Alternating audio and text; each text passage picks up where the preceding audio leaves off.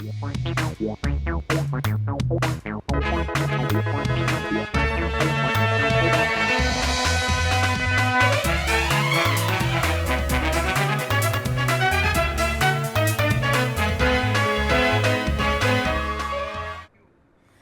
मेरा नाम है जयंती झा और आप देख रहे हैं राष्ट्रीय समाचार। आइए एक नजर डालते हैं आज की हेडलाइंस पर। बिहार में फाइनल वोटर लिस्ट होगी जारी, अगले हफ्ते चुनाव तारीखों का हो सकता है ऐलान। भारत में विमेंस वनडे वर्ल्ड कप की होगी शुरुआत, भारत श्रीलंका के बीच गुवाहाटी में खेला जाएगा ओपनिंग मैच। दिल्ली बीजेपी के वरिष्ठ नेता विजय मल्होत्रा का 93 साल की उम्र में निधन, दिल्ली एम्स में ली अंतिम सांस।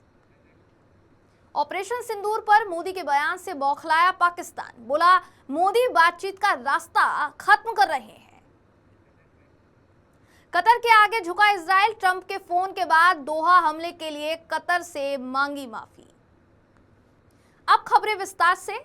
बिहार में लंबे समय से चुनाव होने के लिए राह निहारी जा रही है। कहा जा रहा है कि विधानसभा चुनाव कब होंगे, तो ऐसे में विधानसभा चुनाव का इंतजार जो है वो जल्द ही खत्म होने वाला है, क्योंकि इलेक्शन कमीशन ऑफ इंडिया अगले हफ्ते राज्य के विधानसभा चुनाव का विस्तृत कार्यक्रम जारी कर सकता है। जानकारी सामने आई है कि चुनाव की तारीखों का ऐलान फाइनल वोटर लिस्ट प्रकाशित होने के ठीक बाद घोषित किया जाएगा। मतदान का पहला चरण छठ महापर्व के बाद अक्टूबर के हफ्ते में शुरू हो सकता है। चुनाव आयोग पहले ये कह चुका था कि दिवाली और छठ महापर्व को देखते हुए ही तारीखें जो है तय की जाएंगी। छठ पूजा 25 से 28 अक्टूबर तक मनाई जाएगी, जिसका मतलब ये है कि बिहार में चुनाव या तो अक्टूबर के अंतिम दिनों में हो सकता है या नवंबर में बताया जा रहा है, क्योंकि इसका भी एक कारण है। अगर आप मौजूदा विधानसभा कार्यकाल की बात करेंगे तो बिहार का मौजूदा विधानसभा कार्यकाल 22 नवंबर को खत्म होने वाला है। ऐसे में 22 नवंबर को ध्यान में रखते हुए ही तारीखें जो हैं वो तय की जाएंगी। भारत मौसम विज्ञान विभाग ने गुजरात तट और अरब सागर के कई हिस्सों के लिए अगले 5 दिन यानी 29 सितंबर से 3 अक्टूबर तक तूफानी मौसम की चेतावनी जारी की है। मौसम विभाग ने ये साफ कर दिया है कि इस दौरान समुद्र में ऊंची लहरें उठेंगी और तेज हवाएं चलेंगी। मछुआरों को समुद्र में न जाने की सलाह जो है वो दी गई है। जारी अलर्ट के मुताबिक गुजरात तट पर हवाओं की गति 45 से 65 किलोमीटर प्रति घंटा तक पहुंच सकती है। समुद्र में ऊंची और खतरनाक लहरें उठेंगी जैसा माना जा रहा है। उत्तर गुजरात तट यानी जखाऊ, मुंद्रा, कांडला, ओखा, पोरबंदर, जामनगर आदि यहां 29 सितंबर से 3 अक्टूबर तक लगातार तूफानी मौसम, हवाओं की गति 40 से 65 किलोमीटर प्रति घंटा रह सकती है। दक्षिण गुजरात तट की बात की जाए तो वेरावल, दीव, जाफराबाद, भावनगर, अलंग, दहेज, दमन जैसे इलाकों में अगले कुछ दिनों तक 45 से 65 किलोमीटर प्रति घंटे की रफ्तार से हवाएं चल सकती है।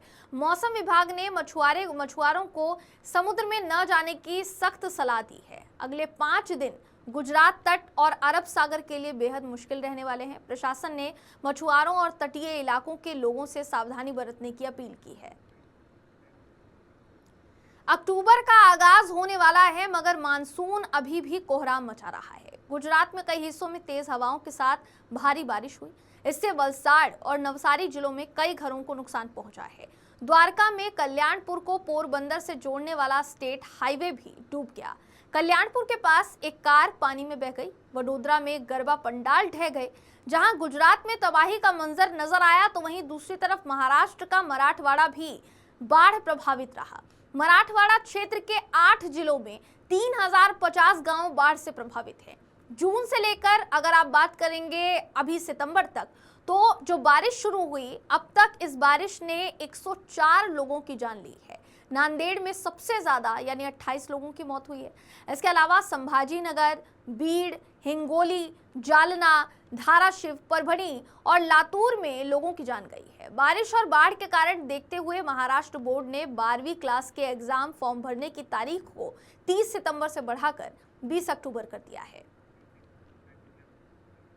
सूरत शहर में जबरन वसूली और शारीरिक हमले की गंभीर घटनाओं का पता लगाने का निर्देश सूरत शहर पुलिस आयुक्त, संयुक्त पुलिस आयुक्त सेक्टर 2 और उप पुलिस आयुक्त जोन 4 द्वारा दिया गया था। मीडिया को संबोधित करते हुए डीसीपी 4 आईपीएस निधि ठाकुर ने घटना की पूरी जानकारी दी है। उन्होंने क्या कहा है आपको सुनाते हैं, सुनिए। अठवा लाइन्स पुलिस स्टेशन में गुनाह दाखिल किया गया है, जिसमें कि 2 आरोपी अब्दुल शेख और इरशाद शेख, इन दोनों ने फरियादी असलम शेख के और उसके भाई के ऑफिस पर जाकर के उन दोनों को चाकू बता के 50,000 रुपए की खंडनी मांगी थी। और उसके बाद वापस से 25/9/2025 को वापस से उनके ऑफिस पे जाकर के ज़्यादा पैसा मांगते हुए उनके लोहे के एक हथियार से ईजा पहुंचाई थी। इस गुनाह की जान होते ही पुलिस स्टेशन में फरियाद दाखिल किया गया और सर्विलेंस स्टाफ ने लग करके इन आरोपियों को अटक करके इनकी 2 दिन की रिमांड ली है और आज इनका रिकंस्ट्रक्शन पंचनामा किया है। और खंडनी का कारण प्राइमा फेसी ऐसा लग रहा है कि ये बिल्डर तरीके फरियादी काम करते थे और इनसे पैसे उगरानी करने के लिए इन्होंने खंडनी मांगी। और इन आरोपियों का पहले भी गुनाहित इतिहास है, जिसमें कि अब्दुल शेख पर अठवा लाइन्स पुलिस स्टेशन और सलाबतपुरा पुलिस स्टेशन, इन दोनों में एक गुनाह दाखिल है। मुख्यमंत्री भूपेंद्र पटेल ने वीडियो कॉन्फ्रेंस के माध्यम से राज्य के अलग अलग व्यापारिक संगठनों और उद्योगपतियों से संवाद किया। इस दौरान उन्होंने जीएसटी दरों में कमी, वोकल फॉर लोकल और स्वदेशी अभियान को लेकर अपने विचार साझा किए। इस संवाद की बात की जाए तो दक्षिणी Gujarat chamber of commerce and industries यानी SGCCI के अध्यक्ष निखिल मद्रासी, उपाध्यक्ष अशोक जीरावाला, कोषाध्यक्ष CA मितेश मोदी, अप्रवासी पूर्व अध्यक्ष विजय मेवावाला समेत कई पदाधिकारी शामिल हुए। मुख्यमंत्री ने कहा कि स्वदेशी उत्पादों को अपनाना आत्मनिर्भर भारत की दिशा में एक जरूरी कदम है। इससे स्थानीय कारीगरों और लघु उद्योगों को प्रोत्साहन मिलेगा और युवाओं के लिए नए रोजगार अवसर पैदा होंगे। उन्होंने व्यापारियों से अपील भी की कि वो ऐसा वातावरण बनाएं जिससे नागरिक स्वदेशी वस्तुओं को तवज्जो दें और विदेशी उत्पादों पर निर्भरता को कम करें। राजकोट जिले के धोराजी में धोराजी बजरंग ग्रुप खड़िया द्वारा 23वें साल भुलक गरबी का आयोजन किया गया। इस साल लगभग 1100 युवतियों ने यानी 1100 युवतियों ने बिना किसी जाति धर्म के भेदभाव के गरबी में भाग लिया। पिछले 22 साल से हर साल सभी धर्मों और जातियों के बच्चों को निःशुल्क प्रवेश दिया जाता है, साथ ही उपहार और लाहनी भी दी जाती है। धोराजी खरावड़ प्लॉट पर बजरंग ग्रुप खड़िया के अध्यक्ष सीसी भाई अंताला ने बताया कि 22 साल पहले बच्चों के लिए एक विशेष नवरात्रि आयोजन शुरू किया गया था। हर साल 1100 लड़के लड़कियां बिना किसी धर्म या जाति के भेदभाव के एक साथ गरबा खेलते हैं। इस नवरात्रि समारोह के लिए एक सुंदर व्यवस्था भी की गई और जगह को CCTV कैमरों से भी सुसज्जित किया गया। विमेंस वनडे वर्ल्ड कप का आगाज आज से होने जा रहा है। टूर्नामेंट का पहला मुकाबला मेजबान भारत और श्रीलंका के बीच खेला जाएगा। दोनों टीमों को अपने पहले खिताब का इंतजार है। मैच गुवाहाटी के बरसापारा क्रिकेट स्टेडियम में दोपहर 3 बजे से शुरू होगा। टॉस 2:30 बजे होगा। पिछले वर्ल्ड कप में भारतीय महिला टीम सेमीफाइनल तक भी नहीं पहुंच पाई थी। वहीं श्रीलंकाई टीम की बात की जाए तो क्वालिफाई ही नहीं कर पाई थी वो टीम। भारतीय टीम 2 बार इस टूर्नामेंट के फाइनल में पहुंची लेकिन खिताब नहीं जीत पाई। श्रीलंका ने अब तक एक भी फाइनल नहीं खेला है। भारत और श्रीलंका की विमेंस टीमों के बीच वनडे क्रिकेट में अब तक 35 मुकाबले खेले गए हैं, जिनमें से भारत ने 31 मुकाबले जीते हैं, जो कि एक बड़ा रिकॉर्ड है। जबकि श्रीलंका की बात की जाएगी तो उसने सिर्फ केवल 3 जीत ही हासिल की है। एक मैच का नतीजा नहीं निकल सका। बताया जा रहा है कि ये जो मैच आएगा इसमें क्या होगा, इस बात का इंतजार किया जा रहा है। ट्रंप का टैरिफ बम अब फिल्मों को भी आग की लपटों में ले रहा है। वो फिल्में जो अमेरिका के बाहर बनेंगी, उन फिल्मों पर 100% टैरिफ लगाने का फरमान राष्ट्रपति डोनाल्ड ट्रंप ने जारी किया है। इसका काफी असर या यूं कहें कि नुकसान भारतीय फिल्म इंडस्ट्री को भी हो सकता है। जब फिल्मों को नहीं बख्शा तो फर्नीचर क्या चीज है। ट्रंप ने ये कसर भी पूरी करते हुए ये कह दिया है कि जो फर्नीचर अमेरिका से बाहर बनेंगे उन पर भी 100% टैरिफ लगाऊंगा। कहा यह जा रहा है कि इस इतने चौंकाने वाले फैसले की वजह चीन है, क्योंकि चीन ने यह कहा था कि वो अमेरिकी फिल्मों की संख्या में कमी करेगा।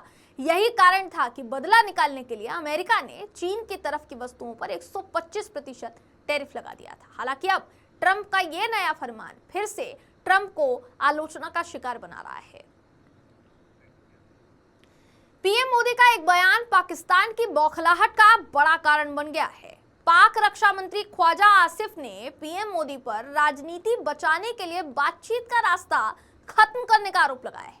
उन्होंने कहा है कि मोदी क्रिकेट की संस्कृति और खेल भावना को नष्ट करके शांति और समस्याओं के समाधान की संभावनाओं को खत्म कर रहे हैं। दरअसल पीएम मोदी ने एक्स पर बीते दिनों पोस्ट करते हुए एशिया कप में भारत की जीत को खेल के मैदान पर ऑपरेशन सिंदूर बताया था। इसके जवाब में आसिफ ने यह कहा कि पाकिस्तान भारत के बीच 6-0 का युद्ध स्कोर हमेशा के लिए दर्ज हो चुका है। पाक के इस बयान के बाद जल्द ही भारत की प्रतिक्रिया आने की संभावना जताई जा रही है। माना जा रहा है कि प्रधानमंत्री नरेंद्र मोदी इसको लेकर बड़ा बयान दे सकते हैं। लंदन के टेविस्टॉक स्क्वायर में महात्मा गांधी की प्रतिमा पर सोमवार को आपत्तिजनक नारे लिखे जाने की घटना सामने आई। उपद्रवियों ने प्रतिमा पर पेंट से गांधी, मोदी और हिंदुस्तानियों को आतंकी लिखा। भारतीय उच्चायोग ने इस घटना पर नाराजगी जताई है। उच्चायोग ने कहा है कि ये सिर्फ प्रतिमा के साथ छेड़छाड़ नहीं है, महात्मा गांधी के अहिंसा और शांतिपूर्ण विचारों पर भी बड़ा हमला है। उच्चायोग ने यह बताया है कि स्थानीय अधिकारियों को इस घटना की सूचना दी गई। इसके बाद ब्रिटिश अधिकारी मौके पर पहुंचे। स्थानीय पुलिस घटना की जांच कर रही है। उच्चायोग ने यह भी कहा अपने बयान में कि यह शर्मनाक घटना अंतर्राष्ट्रीय अहिंसा दिवस से 3 दिन पहले हुई है और इसे गंभीरता से लिया जा रहा है। हम स्थानीय प्रशासन के साथ मिलकर प्रतिमा की मरम्मत और सुरक्षा सुनिश्चित कर रहे हैं। इजराइल के प्रधानमंत्री बेंजामिन नेतन्याहू ने सोमवार को व्हाइट हाउस से टेलीफोन पर बात करते हुए अपने कतर के प्रधानमंत्री से दोहा में इजरायली हमले के लिए माफी मांगी है। नेतन्याहू के एक करीबी सूत्र ने रॉयटर्स को इस बात की जानकारी दी है। कहा यह जा रहा है कि कतर के प्रधानमंत्री शेख मोहम्मद बिन अब्दुल रहमान अल थानी को ये कॉल ऐसे समय में की गई जब नेतन्याहू ने वॉशिंगटन में अमेरिकी राष्ट्रपति डोनाल्ड ट्रंप से मुलाकात की। नेतन्याहू ने कतर की संप्रभुता के उल्लंघन और सितंबर के हमले में कतर के सुरक्षा गार्ड की मौत पर खेद व्यक्त किया। नेतन्याहू ने इससे पहले 9 सितंबर को दोहा के एक आवासीय क्षेत्र में हमास नेताओं को निशाना बनाकर किए गए हमले के लिए कोई पछतावा नहीं किया था। ये नेता गाजा में अमेरिकी युद्ध विराम प्रस्ताव की समीक्षा करने वाले थे। अब वक्त है एक ब्रेक का, मिलते हैं ब्रेक के बाद।